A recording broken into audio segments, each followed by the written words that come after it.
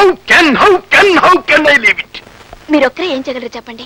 విజయ, ఆ మాట అనొద్దు. మహాత్మా గాంధీ ఒక్కడు నడుంకొడితే దేశమే ఆయన వెనక వచ్చింది. అల్లూరి సీతారామరాజు ఒక్కడే. ఆ ఒక్కడు చేత విల్లు పట్టితే మన్యమే అతను వెంట వచ్చింది. భగత్ సింగ్ ఒక్కడే. యువశక్తి ఆయన వెన్నంటి నడిచింది.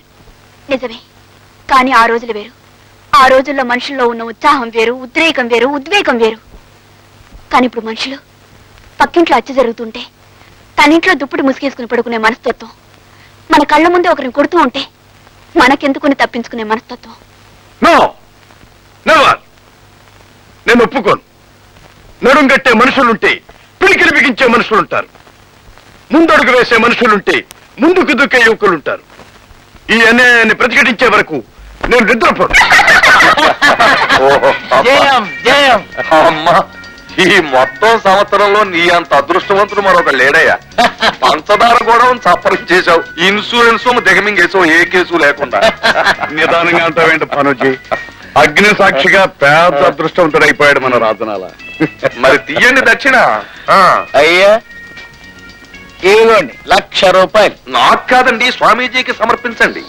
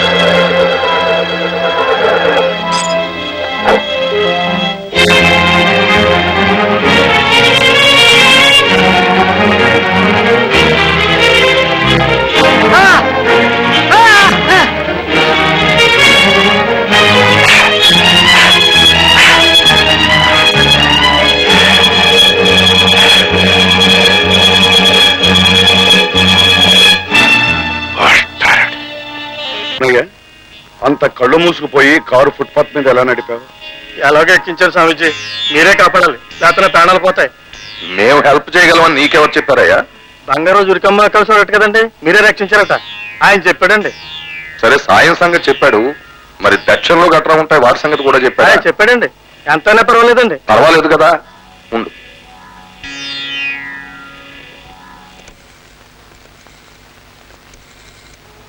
ఇన్స్పెక్టర్ కృష్ణమూర్తి గారా? భానుజీ హియర్. మనం అర్జెంటుగా ఆశ్రమంలో కలుసుకోవాలి. Doctor, your presence is urgently required. Hello sister, Bhanuji here. నీ ప్రెజెన్స్ ఆశ్రమంలో చాలా అవసరం. నమస్కారం అండి. ఓ సుఖీ భవ. జరిగిందేమిటో ఈ పాటికి మీకు తెలిసే ఉంటుంది. ఇదే చిన్న విషయం కాదు. కారా అక్కడ ఉండిపోయింది, ఇతని బూట అతనికి దొరికిపోయింది. మరి ఈ భీమరాజును అతను గుర్తు పట్టేశాడు కనుక ఈ భీమరాజు ఎట్టి పరిస్థితుల్లోనూ తప్పించుకోలేడు. ఒకవేళ తప్పించుకోవడమే జరిగితే అది ఏదో మహామాయ జరిగినట్టు జరిగిపోవాలి. అది నీ వల్ల జరగాలి లేదా నా వల్ల జరగాలి. నేను రాజధాని చుట్టూ తిరిగినందువల్ల జరగాలి. మరి దానికి ఖర్చు 1,00,000 కావచ్చు, 10 లక్షలు కావచ్చు. నువ్వు తట్టుకోగలవా? ఉందండి, నా ప్రాణాలు కాపాడండి. సరేనయ్యా, నీ ప్రాణానికి మా అందరి ప్రాణాలు అడ్డు. నీ కోసం వాళ్ళ ఉద్యోగాలు ప్రాణాలు కూడా అడ్డం పెట్టేస్తారు. పని జరిగిన తర్వాత మనిషి కూడా చొప్పున ఇచ్చేయి. చేయించినందుకు నాకు 2 ఇచ్చేయి, స్వామీజీకి పర్సనల్ గా 2 ఇచ్చేయి. మరి ఈ ఆశ్రమాన్నంతా అభివృద్ధి పరచాలిగా, దానికో 2 ఇచ్చేస్తాడు. అలాగేనండి, నన్ను మాత్రం ఈ గండం నుంచి కాపాడండి. అలాగేనయ్యా. ఇన్స్పెక్టర్ గారు చెప్పేది ఉంది. 3 రోజుల క్రితమే ఇతను కారు ఎవడో ఎత్తుకుపోయాడు. ఎవరు ఎత్తుకుపోలేదు కదండి. మీ కారు ఎత్తుకుపోయినట్టు మీరు 3 రోజుల క్రిందట ఇన్స్పెక్టర్ గారికి రిపోర్ట్ ఇచ్చారు. ఆయన ఆ రిపోర్ట్ రిజిస్టర్ చేసుకున్నారు. కారు సరేనండి, మరి నా కాలు బూట ఆయన దగ్గర ఉండిపోయింది కదండి. అవును, ఆ బూటు ఏ రంగు? ఎరుపు రంగు అండి. ఎరుపు రంగు. ఇన్స్పెక్టర్ గారు, ఆ బూటు ఏ రంగు? నల్ల రంగు బూటు. ఇక నీ విషయం, నువ్వు కాలు విరిగి 6 రోజుల క్రితమే హాస్పిటల్లో చేరావు. మరి చారలేదు కదండి. చేరావయ్యా. 6 రోజుల క్రితమే డాక్టర్ గారు నిన్ను హాస్పిటల్లో ఇన్పేషెంట్ గా చేర్చుకున్నారు. కాలు విరిగి చేరినట్టు 28వ తారీఖునే రిజిస్టర్ లో నమోదు చేయబడి ఉంది. ఏం డాక్టర్? మరి కాలు విరగలేదు కదండి. స్వామీజీ, కాలు విరగలేదట. కాలు విరగలేదా? ఇప్పుడు విరుగుతుంది.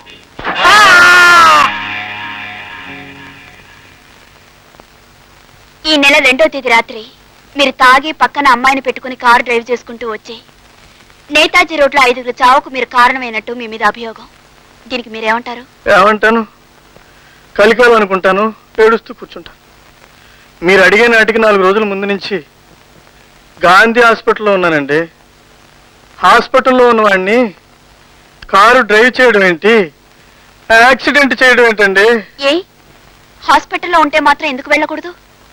డాక్టర్లకు తెలియకుండా ఏ అర్ధరాత్రో వెళ్ళి ఆ పని చేసి వచ్చుండొచ్చుగా. ఎలా వెళ్తానండి? అప్పటికే నా కాలు విరిగి 6 రోజులైంది. చూడండి, ఇంతవరకు బ్యాండేజ్ కూడా ఇప్పలేదు. ఈ కాలుతో డ్రైవింగ్ చేయడానికి వీలవుతుందంటారా? 2వ తేదీన ఈ కారు ప్రమాదం జరిగింది. 29వ తేదీన ఆయన మెట్ల మించి జారి పడ్డానని వచ్చి హాస్పిటల్లో జాయిన్ అయ్యాను. 30వ తేదీన కట్టు కట్టాను. 1వ తేదీన చెక్ చేశాను. 6వ తేదీన కూడా చెక్ చేశాను. 29వ తేదీయే కట్టు విప్పాలి, ఇంకా విప్పలేదు. ఈ నెల 2వ తేదీ కదండి. ఆ రోజు నైట్ డ్యూటీ నాకే వేశారండి. డ్యూటీ కదండి. ఆ నైట్ అంతా నేను ఆయన గదిలోనే పడుకున్నానండి. అర్ధరాత్రి 12 గంటలప్పుడండి మనం ఒకటే దగ్గేశాడండి. ఏమిటా లేచి చూశానండి. కాలు చేత్తో పట్టుకుని గిరగిర గిరగిర గిరగిర గిరగిర గిరగిర గిరగిర గింగలు తిరిగిపోయాడండి. కాలు నొప్పు కదండి, ఒకటే ఏడుపండి. ఆ బాధ నేను చూడలేకపోయానండి. వెంటనే డాక్టర్ గారు ఫోన్ చేశానండి. ఆయన ఏదో ఇంజక్షన్ చెప్పారండి. ఆ ఇంజక్షన్ ఆయనకు పొడి చేశానండి. ఆ పొడవడం పొడవడం పొడవడం పొడవడం పొడవడం పొడవడం తెల్లవారు సూర్యుడు పొడిచినా లేవలేదండి. మధ్యాహ్నం నడినెత్తుడికి వచ్చినా లేవలేదండి. ఆ రాత్రి చంద్రుడు పొడిస్తాడే, నేను మళ్ళీ నైట్ డ్యూటీకి వచ్చినప్పుడు అప్పుడు లేదండి. అంతవరకు బెడ్ మంచం దిగనే లేదండి. దానికి సంబంధించిన సర్టిఫికెట్స్ అన్ని ఎగ్జిబిట్ నంబర్ 3లో కోర్టు వారికి దాఖలు చేశాం. నో నో యువర్ ఆనర్, అదంతా పచ్చబద్ధం. చూసింది నేను. Order order. No no your honour, ఇతనితో పాటు మరొక ఆమె నన్ను చూచారు. నేను వాళ్ళని వెంబడించాను. వాడు పారిపోయారు. పారిపోతూ ఉండగా ఇతను బూచిగూడి కింద పడింది. అది నేను స్వయంగా ఇన్స్పెక్టర్ గారికి అందజేశాను. ఎస్ మేడం, వారు పోలీస్ స్టేషన్కి వచ్చిన మాట నిజం. అక్కడ జరిగిన యాక్సిడెంట్ గురించి చెప్పిన మాట నిజం. వాళ్ళు పారిపోయారని చెప్పిన మాట నిజం. బూటు దొరికిందని ఇచ్చిన మాట నిజం. నేను వెంటనే నా స్టాఫ్తో ఆ స్పాట్కు వెళ్ళి ఆ కార్ నంబర్ నోట్ చేసుకుని కార్ సీజ్ చేశాను. ఆ కార్ ఎవరిది? ఆయనదే, మిస్టర్ భీమరాజు. ఆయన పేరు మీద సీ బుక్ ఉంది. Please note this point your honour. ఆ కారు నాదే మేడం. నేను హాస్పిటల్లో చేరిన రోజే మా మేనేజర్ ఆ కారుని సినిమా హాల్కి వేసుకువెళ్తే ఆ హాల్లోనే పోయిందని మా మేనేజర్ పోలీస్ కంప్లైంట్ కూడా ఇచ్చాడు. ఎస్ మేడం, ఆ రిపోర్ట్ ఆ రోజు రాత్రే రిజిస్టర్ చేశాం. యువర్ ఆనర్, దానికి సంబంధించిన సర్టిఫికెట్స్ అన్ని ఎగ్జిబిట్ నంబర్ 3లో కోర్టు వారికి దాఖలు ఆ చేశాం. తర్వాత ఆ కారు గురించి చాలా చోట్ల ఎంక్వైరీ చేశాం. యాక్సిడెంట్ జరిగే రోజు వరకు ఆ కారు జాడ తెలియలేదు. యాక్సిడెంట్ జరిగిన తర్వాత ఆ కారే ఈ కారు అని తెలిసింది. బహుశా ఆ కారు ఎత్తుకెళ్లిన వాడి ఈ యాక్సిడెంట్ చేసుంటాడని నా ఉద్దేశం. No no your honour, accident చేసింది ఇతనే. నేను చూసింది కూడా ఇతన్ని.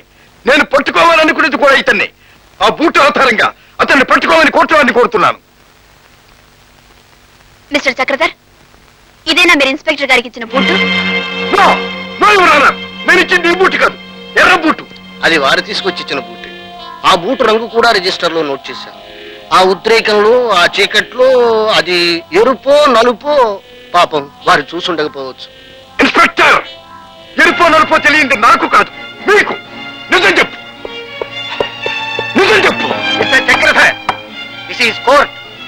నడిపదారిలో వాదించుకున్నట్టు, నడిపదారిలో తిరగబడినట్టు కోర్టులో మాట్లాడడం చట్టరీత్యా నేరం. అడిగిన దానికే సమాధానం చెప్పండి, అడిగిన వాటికి అడిగినప్పుడు చెప్పండి. I'm sorry.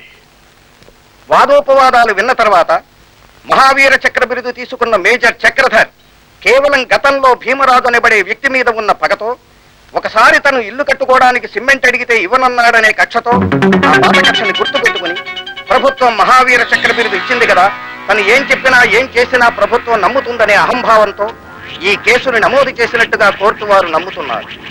ఇలాగే గతంలో పంచదార ఫ్యాక్టరీ యజమాని రాజనాల గారి మీద తప్పుడు అభియోగం చేసి కోర్టు వారి చేత మందలించబడ్డారు. బాధ్యత గల ఒక ప్రభుత్వాధికారి తన బాధ్యతను విస్మరించి కేవలం వ్యక్తిగత కక్షలతో మనుష్యులను సాధించాలని చట్టానికి న్యాయానికి సంబంధించిన అధికారులను అవమానించారు. ఈ ప్రయత్నాలను కోర్టు వారు గర్హిస్తున్నారు. అందుకు మేజర్ చక్రధర్ని కోర్టు ముగిసే వరకు నిలబడవలసిందిగా ఆదేశించడమైనది.